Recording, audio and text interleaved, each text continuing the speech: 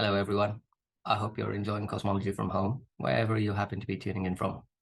My name is Seshadri Nadathur, and I'm an SDFC Ernest Rutherford Fellow and Senior Lecturer at the Institute of Cosmology and Gravitation at the University of Portsmouth. It's a great pleasure to have been asked by the organizers to give a talk on cosmology with cosmic voids, which is a topic that I've been working on for about the last decade. So this is that talk. Right now, when I start giving these talks, I always like to start with answering the question of why voids? Why should you care? Most of you don't work on voids. It's quite a minority field within cosmology. So why should you be paying attention to what I'm about to say? Well, the main reason is that what I'm about to tell you is that voids contain extra cosmological information that we can extract from galaxy redshift surveys, where these galaxy redshift surveys have been performed or are being performed already for other purposes. So the data is available. We can analyze them in a new way and get extra science benefit from them. So here are some recent examples from papers that I've been involved with of analyses that have been performed on galaxy survey data, which is typically analyzed using galaxy clustering, 2-point or 3-point statistics. And has been reanalyzed with voids. So on the left, you can see a figure that shows measurements of the growth rate, distance scale, and expansion rate from the BOSS CMAS galaxies survey using voids compared to methods that use the standard galaxy clustering analyses. And you can see that there is a significant improvement in the precision with which these quantities can be measured. This improvement translates into an improved measurement of cosmological model parameters, which is shown in the figure in the middle, in terms of omega matter density, and omega lambda, the dark energy density, in a set of Friedman-Robertson-Walker cosmology models. And the final figure shows you forecast constraints of what we would be able to achieve using voids with Euclid data. So this is a paper by Radinovic et al., and it shows the constraints on omega matter again and the dark energy equation of state W. So what this talk is going to do is to talk about, try to explain to you where this information comes from and how we can go about accessing it using voids. Okay, so here's a brief outline of what I'm going to say in this talk. We'll start off with asking the question, what are voids? Now, it sounds quite simple, but in fact it isn't, because there's a number of different ways of defining voids, algorithms that people have designed. Here are some pretty pictures just to illustrate 3 of them.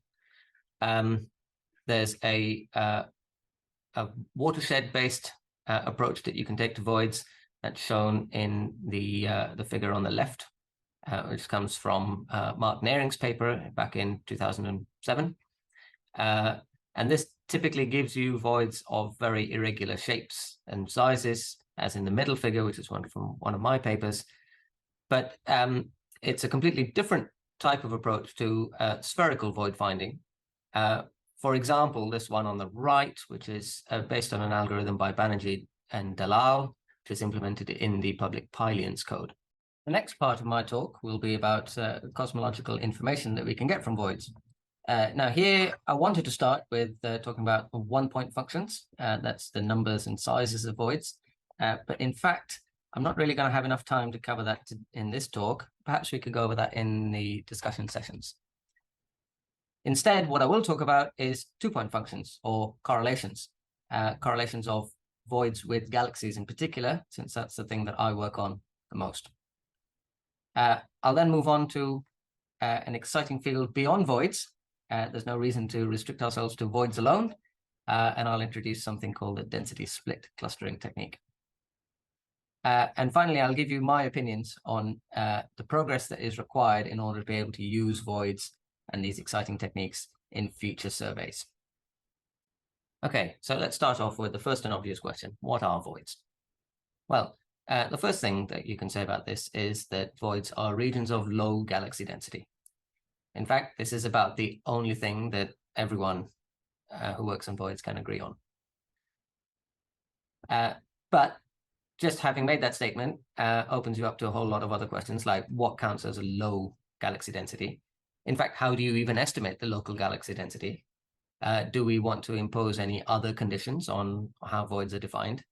How do we define the aggregate properties of voids? Because voids will tend to be extended objects, so it's not unambiguous how you define these quantities. Now, as far as I know, there are at least 6 different public void finding codes that people have used to write papers.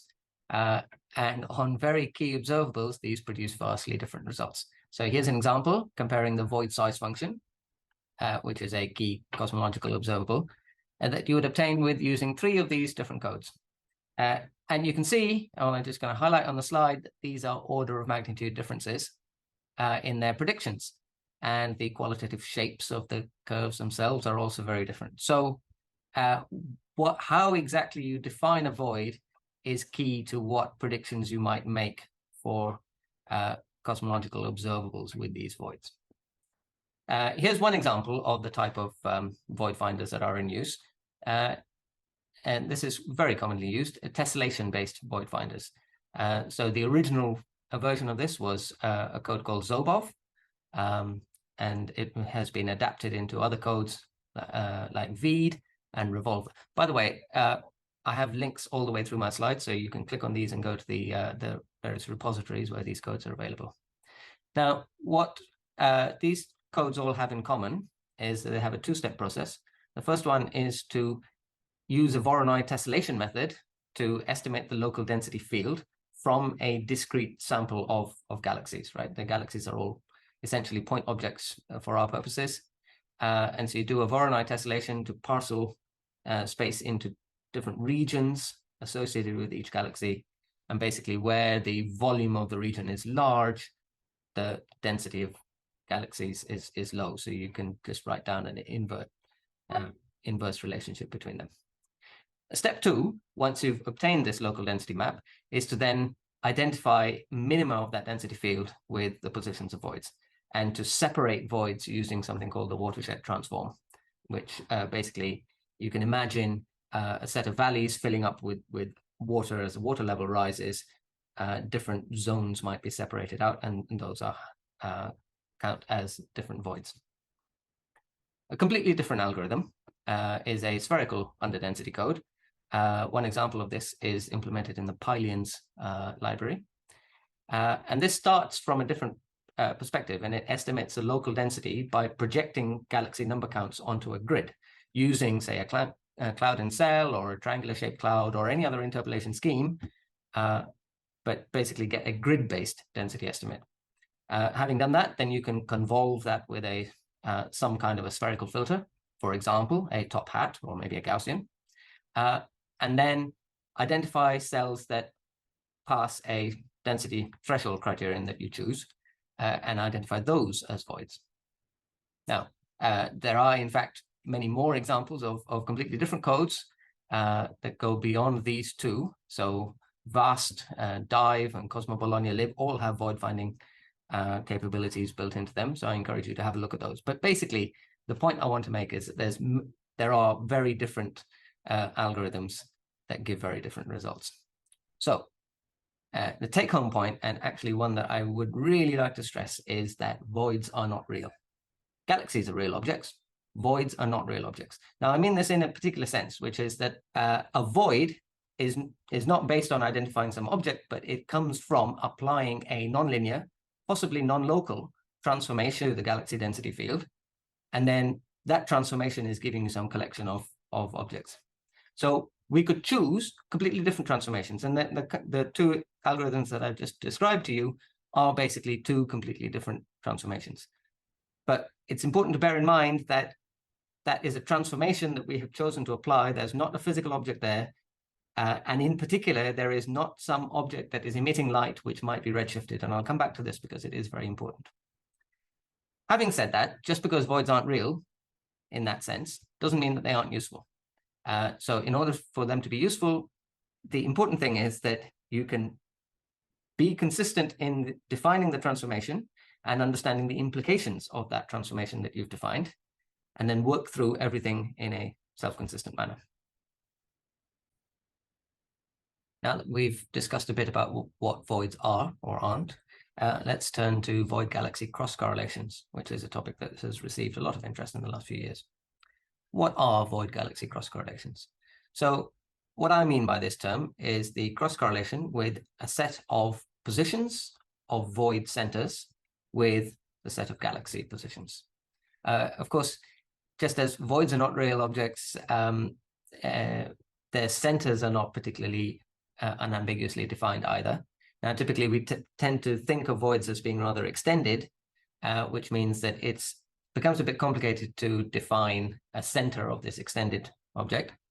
But one useful definition, and the one that I sort of favor myself, is to say that the void center is the position of minimum density that is associated with a given void.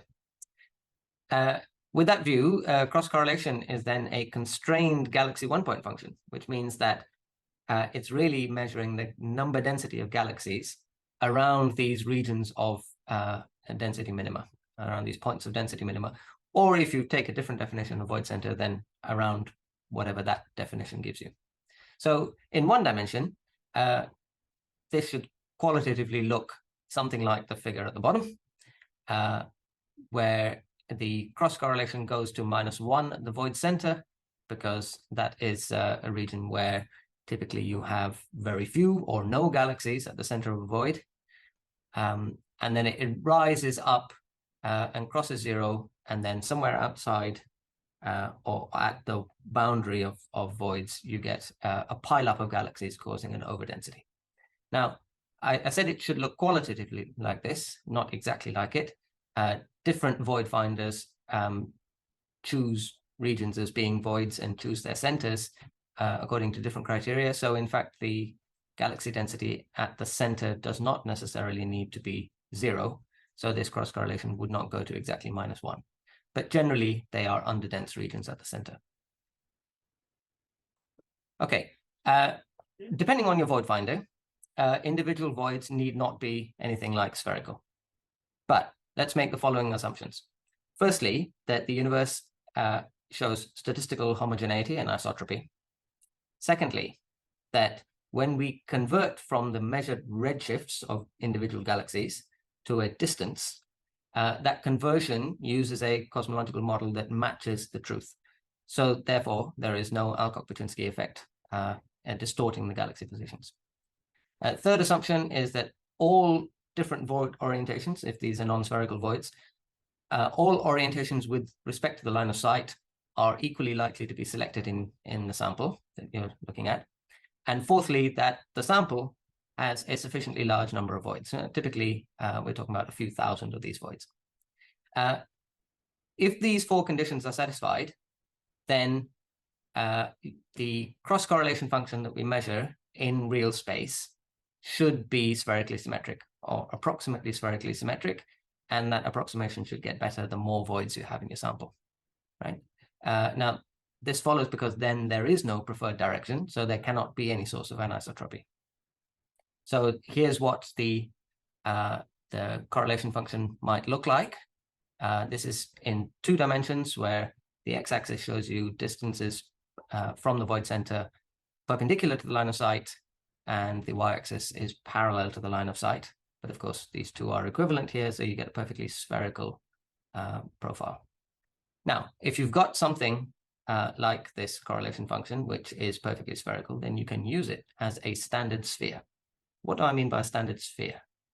In galaxy redshift surveys, we measure the angles, like the position on the sky where the galaxies are located, and we measure a redshift of those galaxies. These are both dimensionless quantities. In order to convert these into a distance, we must assume a background cosmology. And it's this assumption of the background cosmology that leads to the Alcock-Paczynski effect from the famous 1979 paper. So let's see how this works. Suppose we have the truth on the left, which is any spherically symmetric object or correlation. And I've put in an arrow showing the line of sight direction. Now, let me convert the redshifts to distances using a fiducial model that is incorrect, does not match the correct cosmology.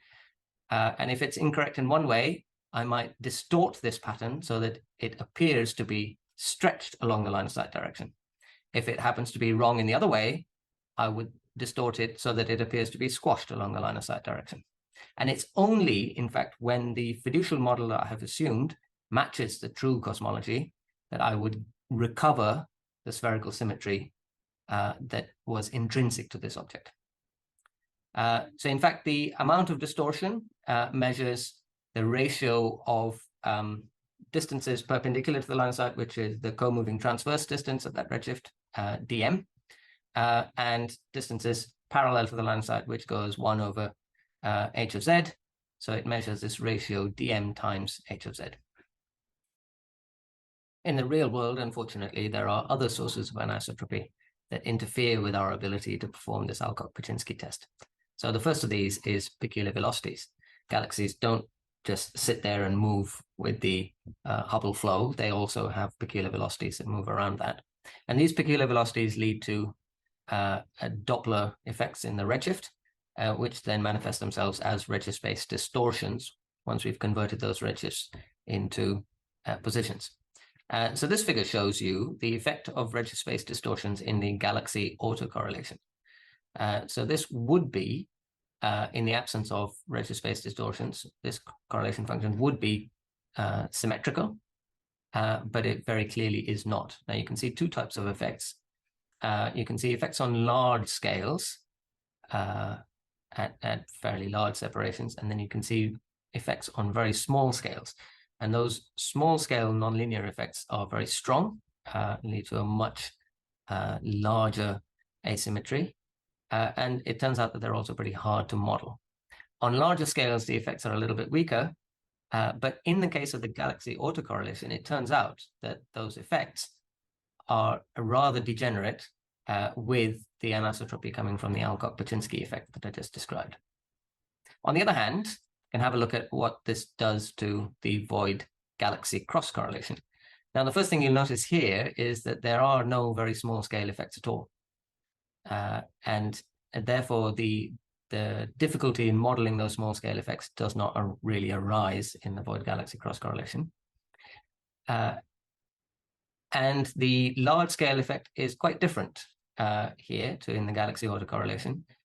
It turns out, and I'll show you a little bit later, that this means that it is less degenerate with the Alcock-Paczynski effect that affects the same cross correlation.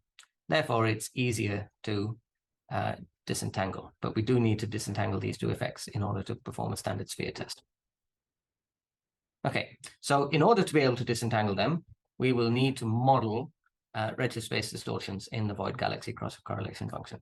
And the way that we do this is encapsulated in this equation here, which relates the cross correlation psi with a superscript r, which means the cross correlation in real space, to its redshift space counterpart, which is psi superscript s on the left-hand side. Now, there's a number of different components of this equation, so I just helpfully labeled them all over here. So you've got the cross correlation functions in redshift and real space. Then you've got a convolution that occurs where you've convolved 1 plus psi r with a PDF of a distribution of line of sight velocities. And of course, distances in real space and redshift space are related by the line of sight velocity term here. Now, this is a completely general expression because I haven't specified the particular velocity PDF that I'm going to put in here. The only assumption that goes into writing down this expression is that the void and galaxy pairs are conserved as you go from real space to redshift space. So let's just look at how we might end up putting some ingredients into this model. The first thing I want to point out is that v parallel is a relative velocity between the galaxies and the void centers. But by construction, voids are not going to be moving, right? So what that means is that I apply the transformation of the galaxy density field by which I'm defining what voids are only once. and I don't change that whether it's in real space or redshift space. So the void positions remain fixed. That's my choice. It's how I want to apply the transformation. And that means that the velocity that comes in there is purely the galaxy velocity and not a pairwise velocity. Alternatively, you could think of it as a pairwise velocity where the voids don't move. So it's the same thing. The other thing is that this PDF is found empirically by looking at simulations to be very close to a Gaussian. So I'm just going to assume that it is a Gaussian, which means that all I need to do to specify is to provide a mean and a variance, both of which are obviously going to be, in general, position dependent. They'll depend on the distance from the void center. So with a Gaussian PDF, this is then a standard Gaussian streaming model, which is familiar from other contexts. Now, the mean velocity, assuming spherical symmetry of the voids, which is a key assumption, is going to be directed radially outwards from the void center. And so therefore, there's going to be a dependence in the model on the parameter mu, which is equal to cos times theta. Theta is the angle with the line of sight. Now, one approach that you can take is to model the mean velocity with a simple linearized form, where it's just related to the enclosed mass over density or under density of the void. And there's a paper by Hamaus et al. From 2014, which shows that this works reasonably well for simulations. There is a caveat there, though, which is that it doesn't work in all situations, and it doesn't work for all void definitions. So you do have to be careful exactly where you're going to be applying this. Another approach that we take in our papers is a template-based approach to modeling both the mean and the variance of the velocity PDF. So that is, you calibrate templates based off of fixed cosmology simulations, and then you introduce terms to modify those templates, both their amplitude and their shape, in order to account for changing cosmological parameters. Primarily here, it's F sigma 8. I should say, for the template approach, you can take a template approach to modeling the real space cross-correlation function, psi r. We typically don't ever write down an analytical model for this. I don't know how you would go about doing that without modeling the nonlinear transformation of your void finding algorithm. But you could take a template that is calibrated off simulations and try to modify that. Or you can attempt to measure this in the data itself by reconstructing the real space positions in the process that I will describe in a few slides from now. I said this was the most general possible model, but if you have read some of the papers on void galaxy cross-correlations in the literature, you'll have seen many seemingly different models. I just wanted to give you a little idea of how they are related to each other. So starting from this most general case, if you do a change of variables, it turns out that you can rewrite this Gaussian streaming model in terms of a Jacobian, which describes the change in volume from real to redshift space, and now a convolution with a PDF that is centered on 0. And this is a model that I published a few years ago. At the time, we didn't realize that it was directly related to the Gaussian streaming model, and we called it a dispersion model. So that's model number 1. Now, if you take that model, and then you make the assumption that the PDF has 0 width, so is effectively a delta function at all distances, you can remove the convolution and write just the simple Jacobian transformation itself, and we refer to this as a Kaiser model. You can then take the Kaiser model, written in full generality here, and you can expand that Jacobian in a series expansion and drop second-order terms to get a simplified expression. And this is a model that has appeared in a paper by Nico Hamaus et al. 2020. You could then take that model and make a further assumption that the coordinate shift can be neglected when it appears in the argument of the cross-correlation function. And so you can then write down what looks superficially very similar, but is crucially different model. And this was the first model derived by Chai et al. It's been used in a number of papers since. Then there's a number of other modeling options. You can add extra nuisance parameters, or you can modify some of these terms as well as adding extra nuisance parameters. But basically, all of these models are quite closely related to each other. Okay, so that describes how we model the RSD contribution to the anisotropies in the cross-correlation function. We add in the AP distortions by defining the standard Alcock-Paczynski parameters, alpha perpendicular and alpha parallel, which are ratios of the co-moving transverse distance and the Hubble distance to their values in the fiducial cosmology. And then we just change distances perpendicular and parallel to the line of sight by these two AP parameters that we put into the model. Okay, so having done this, at the end of the day, we've got two key model dependencies on different parameters. So one is F sigma 8, controls the growth rate, and that's affecting the RSD terms. And then there's the AP parameter, which is essentially the ratio alpha perpendicular over alpha parallel, or you can think of it in terms of dm divided by dh. And these are the two things that control the model. Right, so just to give you a physical picture of what all this looks like once you put it together, here I've decomposed a full cross-correlation function into its first two Legendre multipoles, the monopole and the quadrupole. And the monopole, of course, you've seen before. It shows equal to -1 in the center where there are no galaxies, and then rises, and you get a little overdensity around the outside of the void. If you look at the quadrupole, in the center, it's equal to 0. As expected, there are no anisotropies because there's no galaxies to be distorted. And then as you move away a little bit, once you start to get some reasonable galaxy density, you see a negative quadrupole, which corresponds to a stretching along the line of sight. You move further out into higher density regions, and you get a positive quadrupole, which corresponds to a squashing along the line of sight. And if I were to just show you the way that the model responds to different quantities, on the left, I'm just showing the quadrupole moment for simplicity, but on the left is keeping everything else fixed, but changing the growth rate. And on the right-hand side, keeping everything else fixed, but just changing the fiducial cosmology and therefore changing the Alcock-Paczynski parameter. And you can see the kinds of effects that these have on the model quadrupoles. They're very different. They're qualitatively very different. And therefore, you would expect that in a likelihood analysis, these two parameters would not be strongly degenerate with each other on any scales.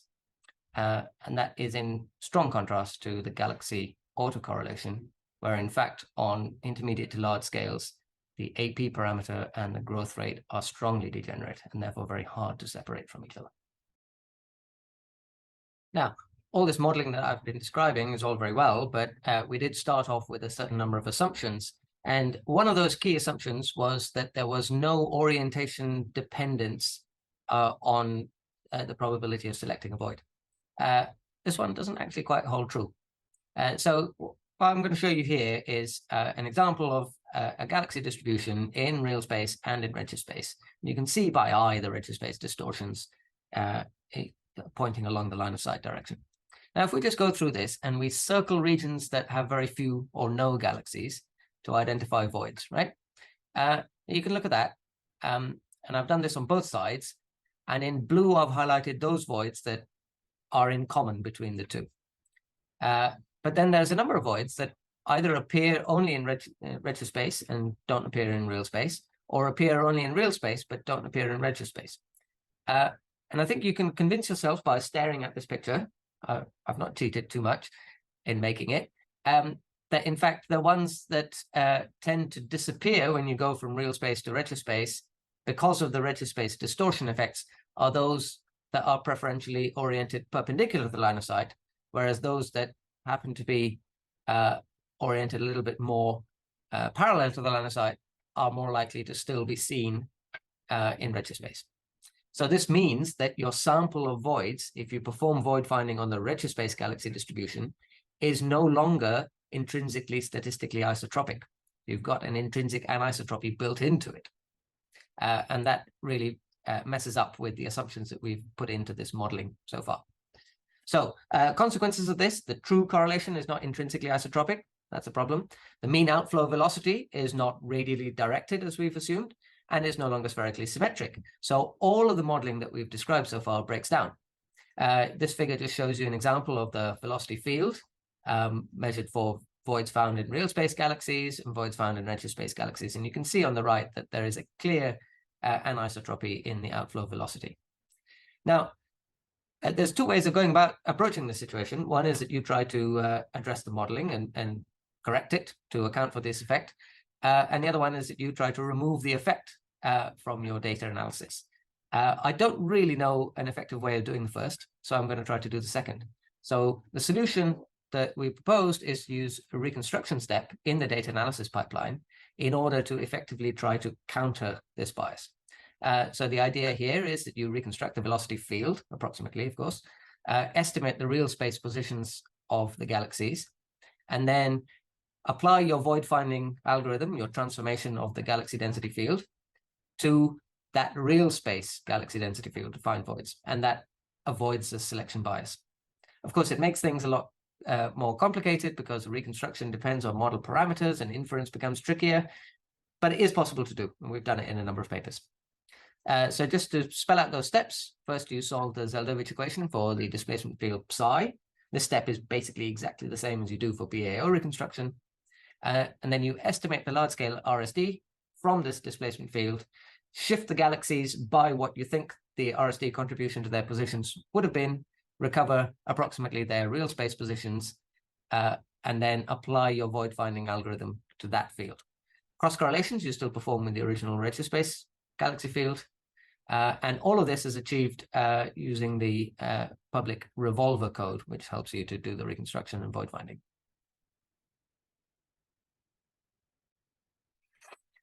Now, let's turn to results from these types of analyses from SDSS. There have been a number of papers over the years.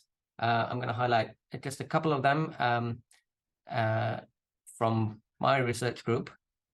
So here's a figure on the left which shows all the various different galaxy samples from the SDSS surveys.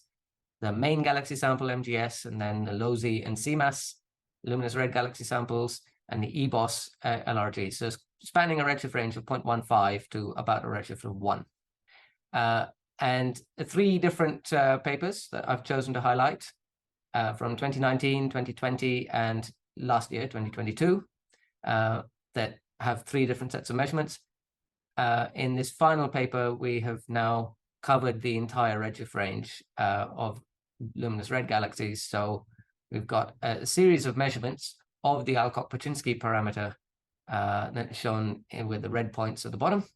This paper was led by Alex Woodfinden, who is a PhD student who's just about finishing his thesis and defending it in the next couple of days. Well done, Alex. So here's just taking one of these results as an example. The important point here is that it turns out from performing these analyses that using voids, we can measure the Alcock-Paczynski parameter much better than we can from galaxy clustering. So primarily the Alcock-Paczynski parameter constraint in galaxy clustering comes from the BAO. And this particular combination, which is the known as FAP, the Alcock-Paczynski parameter itself, which is a ratio of transverse and line of sight distances, or of the product of the distance and expansion rate, is measured much more precisely with voids. So by adding the information that we get from voids to that from galaxy clustering, we get a much better overall improvement in our measurement. Let's see the consequences of this. Within lambda CDM, basically it translates to a much better CMB independent measurement of parameters. The CMB measures quantities so well that if you are within the constraints of lambda CDM cosmologies without particular additional parameters, your Alcock-Paczynski ratio at low redshifts is very well constrained. So what voids are doing is basically allowing you, and they're improving things when you don't include the CMB.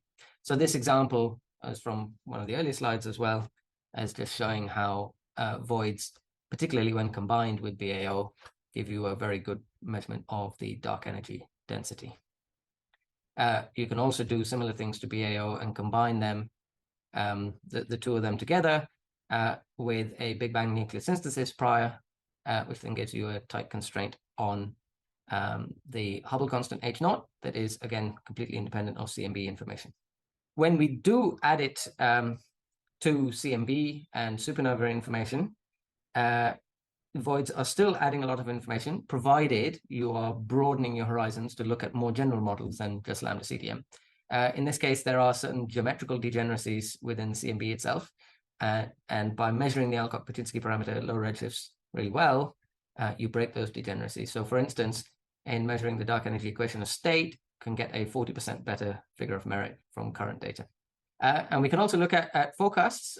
So this is a paper led by Slađana Radinovic, who's also attending Cosmology from Home, and we'll be giving a talk about this in more detail later. But this is a Euclid forecast for the constraints that we could get on omega matter and the dark energy equation of state W from voids, and we do really well, up to a 6% constraint on W just from voids alone with no other information added. Right, now for something new and exciting, we can move beyond voids. One of the reasons that we think voids are important is because we're able to study the clustering of galaxies specifically in low density environments, and we're able to extract more information from that than just from the average clustering. But more generally, why restrict ourselves to low density environments? We could just look at the galaxy clustering conditioned upon different local densities. And this leads to the idea of density split clustering, which was first introduced in a paper by Enrique Paillas et al. A couple of years ago. There's a photo of Enrique. And the idea here is that you sample the galaxy density field at a large number of randomly distributed points, and then you split those points according to which quantile of the density PDF they lie in. So in this case, we split it into 5 quintiles, and classify those as DS1, 2, 3, 4, and 5, ranging from the lowest density points to the highest density ones. And so this figure, taken from a simulation snapshot, just shows you on the left the DS1, the lowest density quintile points, and you can see by eye that they're all clustered around inside underdense void regions. And then on the right, the DS5, the highest density quintile, and these points clearly follow the halos and filaments of the galaxy distribution. And then what you could do with these is to measure both the autocorrelation of points that get classified into different quintiles. And the left figure shows the monopole and quadrupole moments of this autocorrelation. Or you could look at the cross-correlation of points that get classified as a quintile. Again, remember, these are not real because there's actually no object at this point location. But the cross-correlation of those with galaxies. And that's what's shown on the right-hand side. So let's suppose that we can model this. Okay, we might be getting a little bit far ahead of ourselves, but here is a statistic that we can certainly measure from the data. If we could model it, how much information does this actually contain?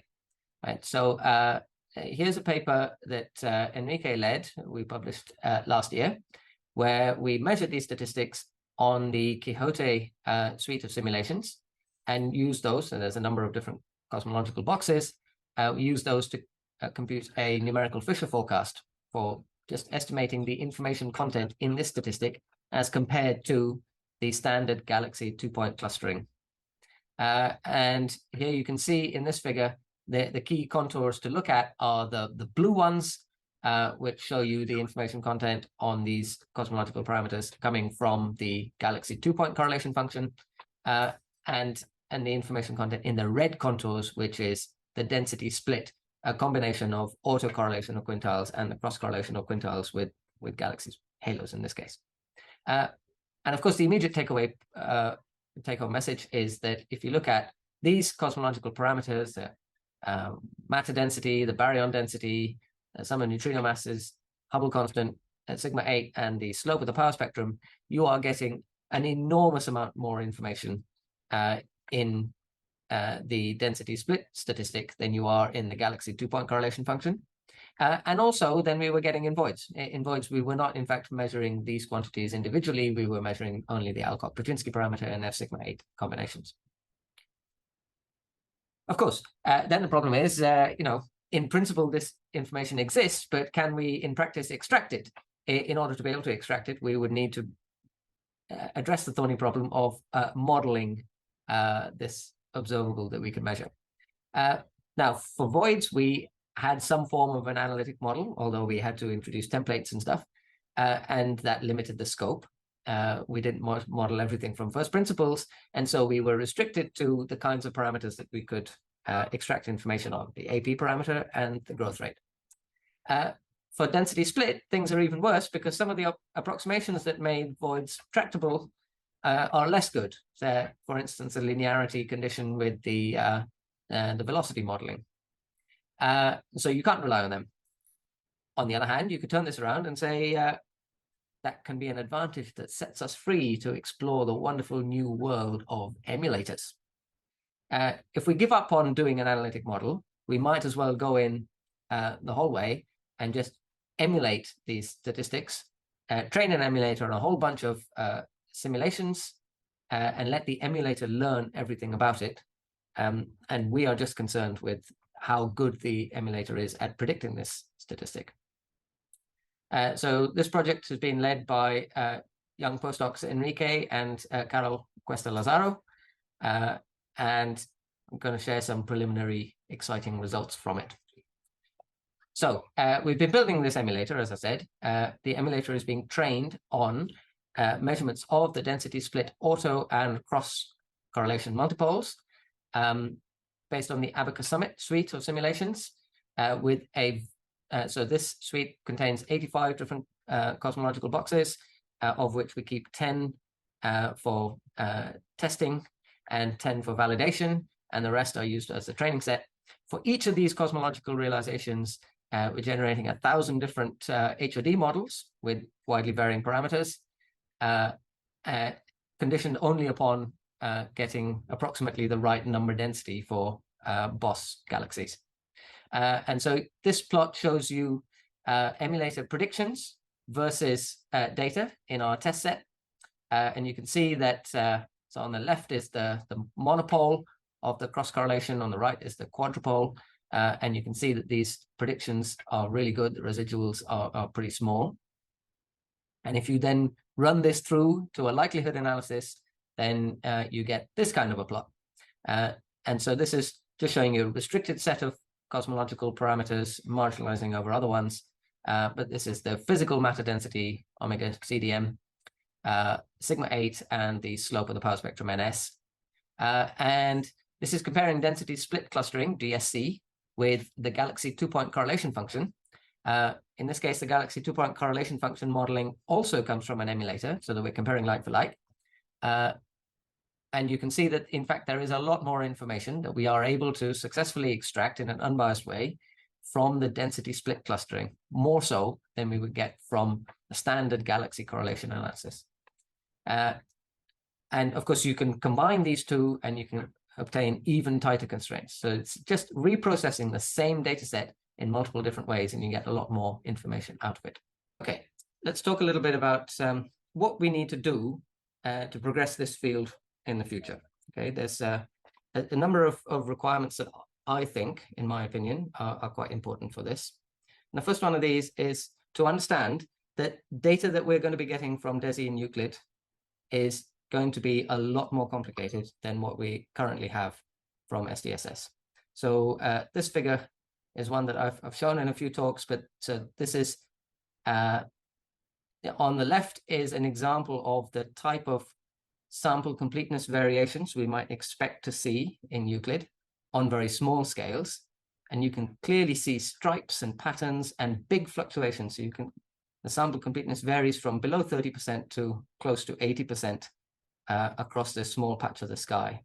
But then on large scales as well, we have enormous patterns. So here's the detection efficiency that we expect in Euclid, and this is modulated by Milky Way extinctions, zodiacal light, and so on. And here also you can see large variations. There are clear patterns here. Now, given these sorts of complications, and I haven't shown examples for DESI, but DESI data will be equally complicated, we need to design and transition to void finders that can handle this kind of complexity natively. In fact, at the moment, we have some limited corrections to current void finders. Most of them can't handle this complexity easily. There are a few hacks that allow us to do so, but basically, most of the void finders that are currently in use assume a uniform completeness and a pretty high level of completeness across your survey. So what this means in practice is to directly incorporate the visibility mask, that is our understanding of the performance of our telescopes and how that varies across the sky, into the algorithms for doing the density weighting. Most likely, I think, this should be done through a grid-based density estimation method, such as is used in some void finders, where you modulate the density using the random catalog, which is in principle exactly the same way that galaxy clustering analyses proceed.